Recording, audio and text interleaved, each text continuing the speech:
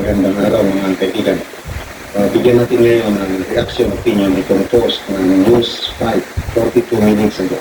Ito, pinapaterminate ang tariff powers ng PBB. May dalawang senador, mga dilawan ng senador. Gusto nilang putulan ng kapangyarihan ni PBB yung magpababa ng tariff. Ito, so away na ang loyalist at ang mga kakamping. Away-away na sila. Okay, ito. Tinihain ni Senator Risa Contiveros, Senator Kiko Pangilinan, ang Senate Joint Resolution No. 2 na layuning bawiin ang tariff powers ni President Bongbong Marcos sa ilalim ng Section 1608 ng Customs Modernization and Tariff Act. Layon din ang naturang resolusyon na ibalik sa Kongreso ang kapangyarihang magtakda ng taripa sa imported na bigas. Hiniling din nilang iurong ang Executive Order No. 62 na nagbaba sa rice import duties sa 15% mula 35% noong June of 2022. Okay, so ito, in fairness sa dalawang senador na ito,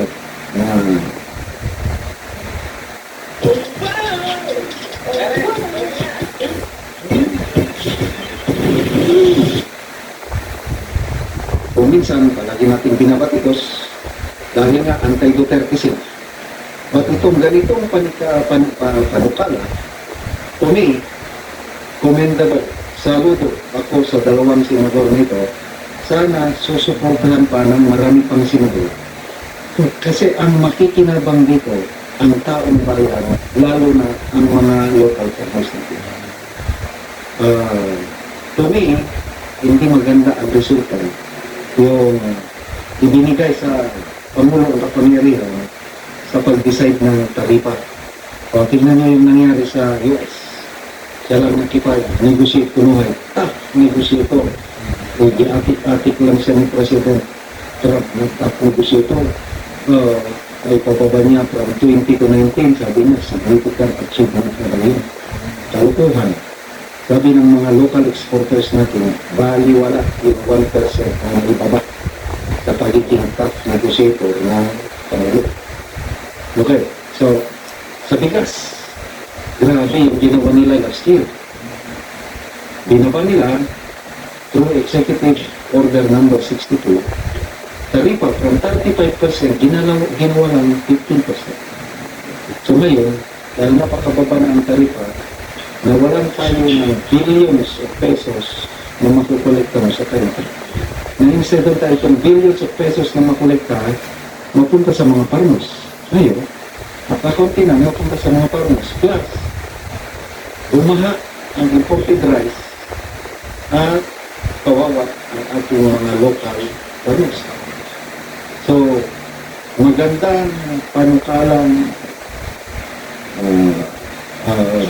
ito ng ito bill, resolution kami. Sana mag-file sila ng bill para i-amin Customs Modernization and Tariff Act. Sana, yun na, ibalik sa Kongreso. Kasi kung sa Presidente, wala. Ang nakikinabang na, mga importers, sila ang mayaman. Kaya, last year, nagkaroon ng tinatawag na Kintakong investigation. 5 committees, nang layunin nila is ipababa ang presyo ng bigas sa pangakong 20 pesos per kilo. Kailan napakyas kung sa Bisaya, they fail.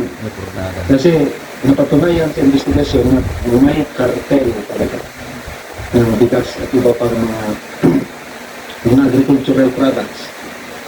Kinokontrol ng cartel yung pag-import. Kaya nagalit punungay si Speaker Martin Romualdez. Anong sabi niya? We declare war against those profiteers, against those greedy businessmen. We declare war. Wala namang nangyari. Ano pa yun? Nagsabi siya, let's create a super committee to track down, to fight this mga hoarders and smugglers. Wala rin nangyari. hanggang salita lang. So, yung executive order number 62 na yan, sinampahan ng kaso sa Korte Suprema, nagsampan, hanggang ngayon, wala pa man galaw ang Korte Suprema, kaya wala. Kawawa ang ating mga local farmers.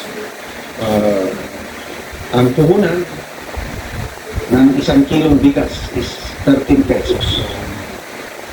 Magkano ang presyo ngayon? Sabi ng mga farmers group, umabot na ng 7 to 12 pesos, kaya ang daming looting farmers.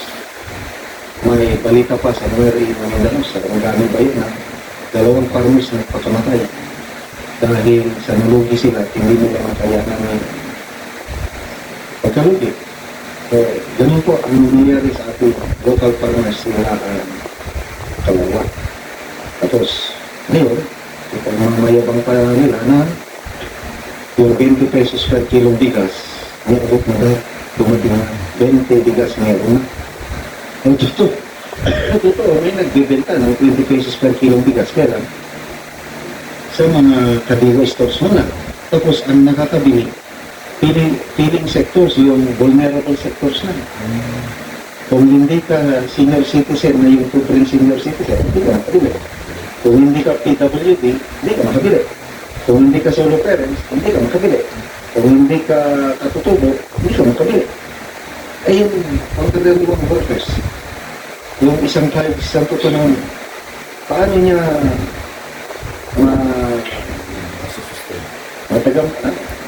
maranasan yung binibig sa 20 pesos per kilong bigas na pinagmamit pa rin. Kung tutuhanan na natupad niya yung pangako, bakit hindi ibenta sa lahat? Hindi nila kaya kasi subsidized. Tayo pa rin mga taxpayers ang pumupuno. Kasi ang presyo ng 1 kilong bigas para maabot ng 33 pesos yung break-even lang. Kung ibibenta mo ng 20. Edi, ibig sabihin, tayo mga taxpayers, nag-subsidize tayo. So, good luck po. Good job po, Senators, Pangilinan, and Hontiveros.